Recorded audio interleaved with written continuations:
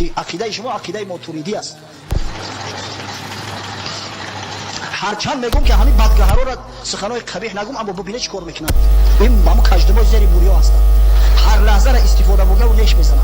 این جوان مرد نیست که غیرت نداره، مردی نداره که مثلا روبرو بیاید روبرو گپ زنه، بعد تلفنش کشت است. بدبخت هر قدر که تلفنش کردن در حالت غضب نبرداشت.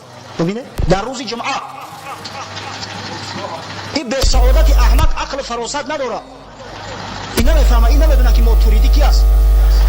من به این به سعادت مراجعه میکنم، گمان میکنم بیداره مسجد ما نماز میخونه که ای بیشرف همه شیخات جمع کنه. تو معلوم تو چی؟ تو روبه هیلنگی همون شیخات همه را جمع کنه، کتاب توحید ماتوریدی را در پیشمون که چند صحیفه هم را میفهمد. اگر شیخای احمق تو در پیش ماتوریدی عاجز هستند، سخن ماتوریدی را نمیفهمند. شما را صدقه ماتوریدی کنه احمقا، شما را صدقه آدمگری کنه، پروردگار زبان تخش کنه. تو ملعونه که نه عقل نه فراست، نگو به بنده های خدا به مسلمانان در روز جمعه لعنت فرستی. در روز جمعه انشاءالله فردا روز قیامت من دامن این ابلهانه این کودک این احمقه دامن همون شیخای احمقشه که ایران هم خیلی بودی یا نجمی بدی مکه و طیبات نبی و شرایط مرادی حب و قوم.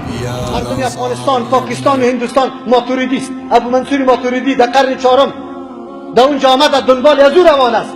عقیده که صحابه داشت، تابعین داشت، تابعین داشت، پشت از او نمیگرده. امروز ببره برادرای احنافی ما را بگو شما با کدام عقیده امام ابو حنیفه رحمه الله هستی؟ و میگه ما در مذهب امام ابو حنیفه رحمه الله فروعان هستیم، در احکام هستیم، در عقیده نیستیم. خیر در عقیده کیستی؟ ماتوریدی است. امام ابو حنیفه رحمه الله عقیده را نمیفهمید. چی؟ او سلف نبود، او پیشوا نبود، او زمانش به رسول الله صلی الله علیه و نزدیک نبود که تو امروز عقیده از او اعلام میکنی دیگه طرف. چرا؟ به خاطر که عقیده از او بود که الله سر عرش است. امام ابو حنیفه رحمه الله میگه کسی که قائل باشه که الله سر عرش نیست کافر است. اما تو میگی که توری عقیده را باید ما نداشته باشیم، تاویل در صفات الله متعال بکنیم. ما خب دین میفهمیدیم یا صحابه یا تابعین یا تابعین. فهم سلف امیر میگه امو مفهوم که برای اینمی آیت دمو زمان بود امروزان باید امو مفهوم باشه، امی مقصد باشه، تغییر و تبدیل دیش نبیه. پس از او خاطر سلفی کسی را میگه که خود منصوب به سوی سلف میکنه. سلف براتون گفتم 3 قرن اهلش، البته کدام اهلش؟ کسایی که مرتکب بدعت نشده باشه. عبدالله ابن سبع یهودی سلف شده نمیتونه، خوارج سلف شده نمیتونه، روافض سلف شده نمیتونه، معتزله و جهمیه و کرامیه مرجعه سلف شده نمیتونه و مرتکب بدعت شده.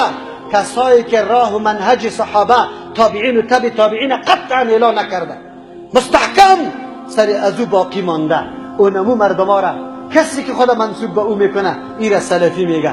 این ضرورت است و همین نسبت به مو سلف ضرورت است. چرا ضرورت است؟ آیت قرآن کریم در 2 جمعه براتون خواندیم. الله متعال میفرماید و من یشاقق الرسول من بعد ما تبین له الهدى. کسی که مخالفت پیغمبر میکنه پس از اینکه هدایت برش واضح شده. هدایت چی را میگه؟ کدام نظامی را که الله روان کرد، کدام وحی که الله فرستاد، کتاب الله متعال. و بعد از امی کتاب الله متعال امی وحی را رسول الله صلی الله علیه و سلم عملا تطبیق کرد، تشریح کرد برای امت. این را هدایت میگه. الله متعال میفرماید کسی که مخالفت پیغمبر میکنه پس از اینکه هدایت برش واضح شده و یتبع غیر سبیل المؤمنین. چی ضرورت است به این کلمه؟ به این کلمه چی ضرورت است؟ الله باید میگفت که کسی که مخالفت پیغمبر میکنه خلاص به می گفت خلاص میشد و میگفت که به مو طرفی که او روی دور داده مو طرف میگردانم شه و جایشان جهنم است. باز چرا میگه و یتبع غیر سبیل المؤمنین؟ بسیار مردم هست مخالفت رسول خود نمیکنه، بالکل نمیکنه، خودشان داد میزنه که مخالفت رسول نمیکنم، اما منهج سلف ترک کرده، فهم سلف ترک کرده، عمل سلف ترک کرده، مفهومی که از دین وا برداشت کرده بودن او را ای امروز امو مفهوم برداشت نمیکنه. این برای خود مفهوم جدا تعیین کرده. الله متعال اینجا اینمی مردم میگه ما ضرورت داریم قرآن کریم به نکته بلیغ اشاره میکنه. ایده می نکته بلیغ میگه که راه و روش غیر مؤمنین، مراد از مؤمنین در اینجا امی خیر القرون است، امی صحابه کرام است که دین در پیش از خود تشکیل شده بود و در پیش روی رسول الله عمل انجام داده بودند، هیچ نوع خلل و نقصان درش مشاهده نمیشد. پیغمبر به مجردی که ادناترین گپ خلاف می بود دستی طلب میکرد. مسیح الصلات یک صحابی مشهور از حدیثش نماز خوانده، قومه و جلسه را خب رعایت نکرده، 3 مرتبه به خود طلب کرده رسول الله صلی الله علیه و سلم، 3 مرتبه پس اعاده کرده نماز سرش. با مجردی که یک صحابی را رسول الله دیده که یک عمل خلاف سنت امرش پیدا شده انکار کرده، حتی سلامش جواب نگفته. صحابی در صدد ازی شده، در تلاش ازی شده که چرا رسول الله صلی الله علیه و سلم سلام مرا چی نکرده و علیک نکرده، جویا شده تا که خلل و نقصانی که در وجودش موجود بوده او را پیدا کرده، دنبال از او و او را حتما اصلاح کرده و بعد از او را عملی کرده. امی صحابه کرام الله متعال میگه ما خو بسیار خیر اینیالی به سلفیت چرا ضرورت است. الله متعال کسی که مخالفت پیغمبر میکنه و راه مؤمنا را ترک میکنه، راه دیگر را انتخاب میکنه، مراد از مؤمنا امو مردم است، امو سلف است. نولیه ما تولا، میگردانم امی طور شخص به مو طرفی که او روی گردانیده، به هر طرفی که روان است. الله متعال خالق است، اسباب خالق خیر هم از شرام است، اسباب خیر هم پیدا کرده شرام. اگر کسی دنبال خیر میره اسباب خیر بیاد، اگر کسی دنبال شر میاد اسباب شر میاد، در پیش روش آمده رایست. و نسله جهنم، ما اینطور مردم را در جهنم داخل میکنیم و ساعت مصیرا، خیلی بد جای بازگشت است جهنم. اینجا برای ما واضح شد که امروز خود منسوب کردن به اهل سنت و الجماعت بسیار طایفه هاست، خیلی طایفه هاست. از امو خاطر است که آیا یک آدم بگه من مسلمان هستم، مذهب من اسلام است، کافی است؟ نه. آیا تنها بگیم که به کتاب و سنت چنگ زدن همین قدر کافی است؟ اشعریا و ماتریدیا کلشان میگن ما به کتاب و سنت چنگ میزنیم، اصولی ماست، مصدر دینی ماست، شریعت از اونجا گرفتیم، ایره کلگی میگن. اما چیزی که راه سلف جدا میکنه و کدام است؟ تمسک به کتاب الله و سنت رسول الله به منهج کی؟ سلف، به طریقه سلف، در عقیده، در عمل، در علم، در فهم، در تطبیق، کلش مطابق سلف. مطابق سلف باید این کار و عمل انجام بدی. ممیزات همین فرقه سلف کیست؟ تقدیم نقل بالای عقل. گاهی هم عقل معارض با امرای نقل قرار، اگر معارض شد نقل مقدم میدن. مذهب کلامی و فلسفی را قطعا ترک میکنه. پسانا در اواخر صحابه فلسفه از یونانی به عربی ترجمه شد، یک دم موضوعات عقیده طرف عقل روان شد. هزار قسم شکوکات و شبهات نعوذ بالله اهل کلام کشیدن، گاهی در یک جانب گاهی در دیگر جانب. امت پراگنده شد، متحیر شد، حیران شد. همون قرآن و حدیثی که بدون کدام تکلف هر کس درک میکرد مفهومی از او گذاشته شد، راه های دیگه انتخاب شد. این کار این ممیزات سلف است که یا نقل مقدم میدانه، مذهب کلامی را قطعا ترک میکنه، تمسک به کتاب الله و سنت رسول الله به منهج سلف میدانه. وقاف در وقت نصوص است، نص که آمد دیگه باز خودش شور نمیده که بگوید که این طور است یا این طور است، چون چرا به اینجا قطعا نمیکنه. چرا؟ یا مؤمن است، تسلیم به این گپا است. از همون خاطر شیخ البانی رحمه الله اصول سلف که بیان میکنه برای ما میگه: اولش اتباع و التزام کتاب الله و سنت رسول الله، دوم بدعت ها را او طرف انداختن، سوم توحید الله متعال بیان کردن، نشر کردن، دفاع کردن، در بین مردم خود واضح کردن. این از جمله اصول سلف است.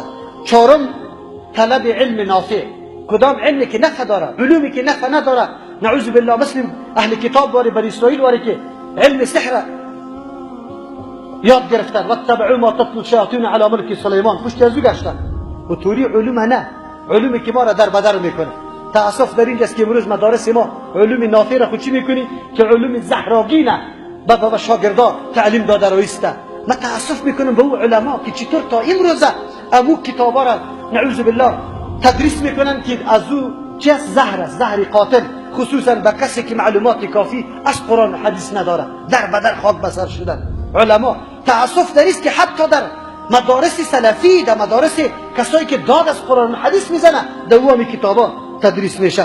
دیگه تصفیه و تربیه، عقاید صفا کردن، عمل صفا کردن و تربیه کردن، این اصول سلف است. یا تلاششان است، از ابتدا شروع میکنه. الحمدلله جایی که سلف است شما ببینید علم در اردو شاخ یا در اردو شعبه دوام داره، هم در ذکور و هم در ایناس، بلکه توجه به ایناس خیلی زیاد است. چرا که آینده مادر معلمه و مدرسه خود است، خانه خود است، اولاد شاگردایش است. این را باید به مو طریقه، به مو عقیده تربیه بکنه، چیزی که از کتاب الله و سنت رسول الله گرفته. و دیگه هم یکی از اصولش ششم نبذ تحزب است، گروه گرایی، حزب گرایی را مکمل دور انداختن. چرا که امت پراگنده کرده، امت باید جمع سر کتاب الله و سنت رسول الله شود.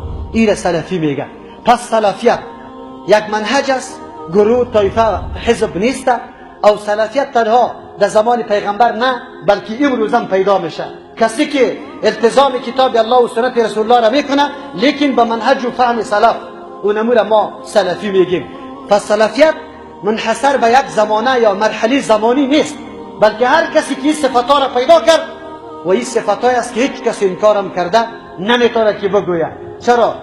به خاطر که کتاب الله و سنت رسول الله التزام میشه، خو احد پیدا نمیشه که بگوید من کار ندارم یا من هیچ قطعش تعلقه ندارم. اما نکته جالبی دیگه که فهمی همی کتاب و سنت به فهمی کی باشه؟ سلف. تطبیقش به تطبیقی کی باشه؟ سلف باشه. عقیدهش به عقیده کی باشه؟ سلف. عملش به عمل کی باشه؟ سلف. اون وقت راه نجات است. چرا راه نجات است؟ رسول الله صلی الله علیه و سلم حرکت از واره، منهج از واره، طریقه از واره شاهدی داده به خیریتش و بهتریتش. اگر ما امو طریقه را روان نمیشیم، امو طریقه را امروز از خود نمیکنیم، نمیتونیم که ما کامیابی را حاصل کنیم. و امو فرقه ناجی که رسول الله گفت که کل دیگه در جهنم است، امی فرقه در جنت است، او فرقه شده نمیتونیم. پس آل شما بگوید که چقدر ضرورت است به این موضوع، چقدر ما باید دنبال این موضوع بگردیم که حقیقت منهج خود ما بدانیم و به این منهج روان باشیم.